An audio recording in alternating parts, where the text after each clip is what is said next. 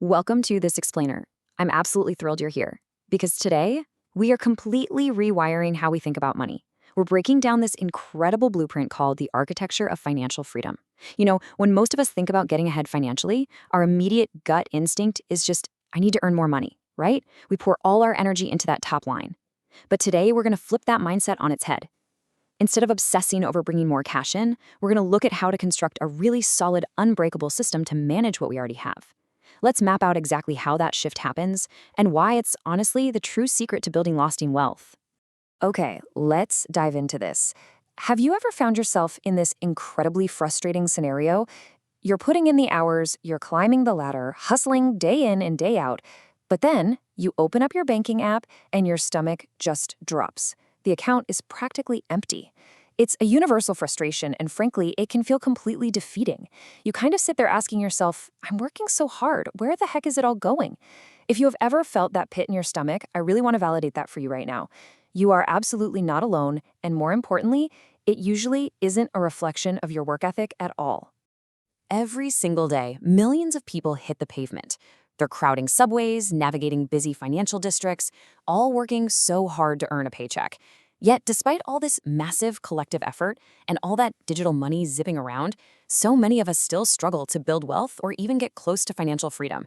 Naturally, we just blame our salary. We think, man, if I just got that promotion, everything would be fixed. But here's the thing. The bottleneck isn't the income. The actual difference between those who feel perpetually stuck and those who break free, it isn't the size of the paycheck. It's the plumbing. It's exactly how that money is managed once it actually hits the account. And that brings us to a really foundational shift. Personal finance, it's not just about clipping coupons or basic budgeting. It is literally financial engineering. Think of it like this. If your income is the raw material, personal finance is the architecture that turns that pile of bricks into a weatherproof fortress. By treating this as a systemic design challenge rather than just a guessing game, we stop being reactive. We stop leaving our financial future up to chance or whatever mood we're in and start proactively designing a structure that can weather literally any economic storm. Let's move to and see how this builds out into a complete ecosystem. It's not just about earning. It's this really delicate balance. It's about building a moat with emergency savings, putting your capital to work through investments, and then actively defending those assets with insurance and smart debt management. And here's the kicker. Every single one of these pillars totally relies on the others. You really can't aggressively invest if high-interest debt is actively collapsing your foundation beneath you. And you definitely can't build your moat if you aren't intentionally engineering your expenses. This is the whole shebang, the complete, holistic structure of financial freedom. To really cement how powerful this structure is, I want you to imagine two young professionals. Let's just call them our two earners. They work in the exact same building, and they get the exact same salary notification on their phones on the first of the month. I mean, down to the penny. The raw materials are absolutely identical. They've got the exact same income to work with. Now, if income were the only variable that mattered, their financial lives would look exactly the same, right? But just wait. Watch what happens when we examine the underlying architecture that's actually guiding their decisions. Now, what's really interesting about this slide is the stark contrast in their daily behaviors. Our first earner operates entirely on impulse, eating out every single day, juggling multiple credit cards just to maintain an image, and hitting absolute zero by the end of the month. But our second earner, they are a strategic architect. They direct their money with actual intention, automating transfers into savings and investment accounts before they even have a chance to spend a dime of it. So they make the exact same amount of money, but their habits are totally night and day. One is operating on default mode, just reacting to their environment. The other is operating by design.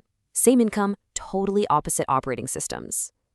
And this brilliantly illustrates the dramatic divergence we see after just a few short years. I mean, it doesn't even take decades to see this massive shift.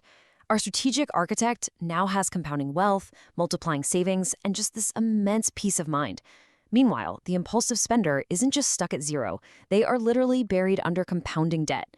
The interest on those daily lifestyle choices has actively turned against them. So the exact same starting line yielded entirely different realities. It's a pretty ruthless reminder that your daily systemic habits, not your paycheck, are what actually dictate your financial destiny. So the crucial point is this powerful realization. Personal finance is not about earning more. It's about managing what you already have. Boom. That is the entire thesis right there. Honestly, if you take away just one single conceptual shift from this whole explainer, let it be this. You absolutely do not need to wait for a promotion to start building a financial fortress. You don't need some massive inheritance to find financial peace. The power is already sitting right there in your bank account right now. Change your management architecture, and you completely change your life's trajectory. So, how do we actually execute this? Well, it takes a three-phase architectural blueprint. Phase 1 is all about control, ruthlessly managing your income and allocating every single dollar so you know exactly where your capital is flowing. Phase 2 is momentum, automating your savings for the unexpected and then deploying investments to actively work for you. And finally, Phase 3 is defense, eliminating that bad debt and protecting your growing assets with proper insurance and long-term planning. This right here is the exact roadmap to take you from checking an empty account to literally constructing generational wealth.